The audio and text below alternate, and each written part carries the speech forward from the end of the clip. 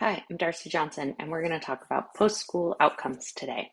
So as you know, there's 17 indicators for OSPI to use throughout the year for compliance. B14 happens to be one of them around post-school outcomes. The exciting thing about B14 is that somewhat different than some of our other indicators that we have, it's not just a where are you snapshot. It's really about how students are doing once they're out of high school. So you can see on this chart some of the other of the 17 that are pulled from OSPI. Quality IEPs is B13, staying in school, B2, graduation, B1, and then the final outcome of that, putting all of those together, positive post-school outcomes. And that's what OSPI is looking for when they're talking about post-school outcomes and their leaver survey data. So why is this important? One, because it reconnects you to your family and community. It helps you understand the experience of students. It's a couple years out, so kids have had some time to adjust to being a young adult and what their community or their career may look like. And this is also the data you're going to use for program improvement. So WISF, the Washington School Improvement Framework, uses this data, as well as if you're in a secondary transition audit, they use what we call the QUIST, which is Quality Indicators for Secondary Transition. And this is another large data point for this. This is also used for your November 1st determinations. So this plays into factors a lot of different ways that you want to be able to say you met this requirement. OSPI contracts with CCTS in order to do this. They have a platform, so much like you would think about CEDARS, this is going to be a similar platform, and we call it the TSF2. It's the Transition System Framework, and it's CCTS's secure online data collection. And so you have two pieces that you need to do in here. One, you need to verify your leavers. So what is a leaver? A leaver is a student who aged out, a student who dropped out, a student who graduated with a diploma, a student who expected to return but did not, and all of those had active IEPs at the time. So within any of that category, and they leave within that year, you're going to go in and verify that they really are a leaver, regardless of how they left. After that, you're going to complete a leaver survey. All of the questions are done and in the platform, so you don't have to worry about any of that. It's just a matter of getting hold of the kids. So let's look at the TSF2 platform. So you can see here, this district has 3 different high schools or areas where students can leave from. So the second column there is the leaver survey list. So this district has gone in and verified their leavers. They have said this list is correct.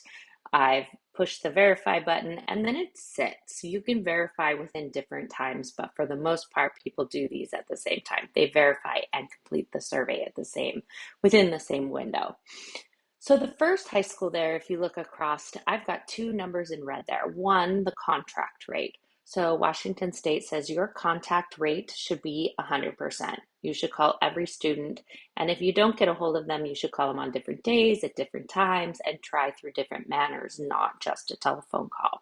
So the contact rate is not compliance, it's their goal. So you're not necessarily going to have issues if you don't hit 100%, but honestly, all of our districts hit 100% because they always try to reach every student. And you can see if you look down there, the first high school hit 100%, the second high school is at 25%, and then they have 0 students in their third high school that left that year. So they've got zeros across the board there.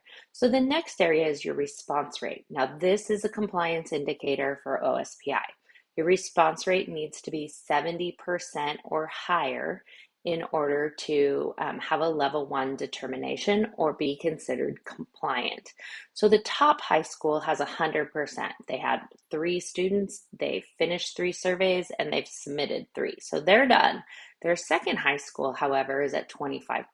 So they have 3 students that they haven't started the survey with, and they have 1 that they finished for a total of 4 students. So 25%. Now for this district, 25 and 100 is not going to get them to that 70% response rate. So they have a little bit more work to do in order to finish this survey.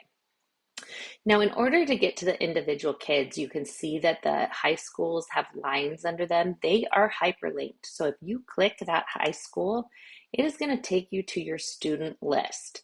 So here you can see the 4 students. We looked at that. 1 out of 4 was completed. So here you can see that the post-school survey is read only. That's the one that was completed. You can see the checkbox at the end, survey submitted. And then the other 3 are not. So under post-school survey, you've got that little start button again with a line under it. So if you click that start button, it's going to give you the survey questions. So tips and tricks to the survey questions once you're in there. When it's live, you can sit right there and do it while you're on the phone. The longest it's going to take is about 20 minutes. Most of them don't take that long, but I'm definitely going to give you the extreme. It really helps if somebody calling has a relationship with the student. If Darcy Johnson calls, they could be like telemarketer, and I might get hung up on several times before I have the chance to actually explain what's happening. And 2, make sure you use social media. Our young adults now, that is their mode of communication. So post something, get something on your website. Would you like to give input about your high school experience?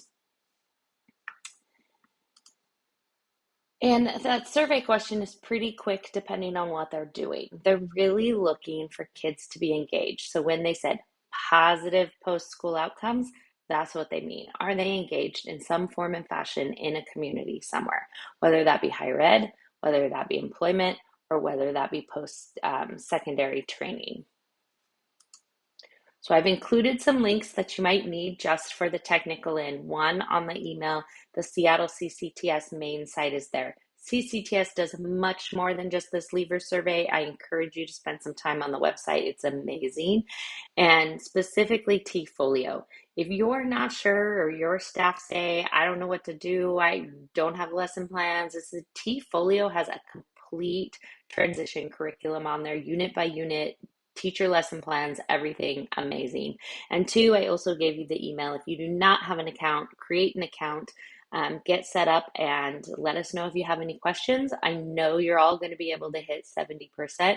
It's easy peasy because you have great relationships with your families and your students. Have a great day and call if you have any questions.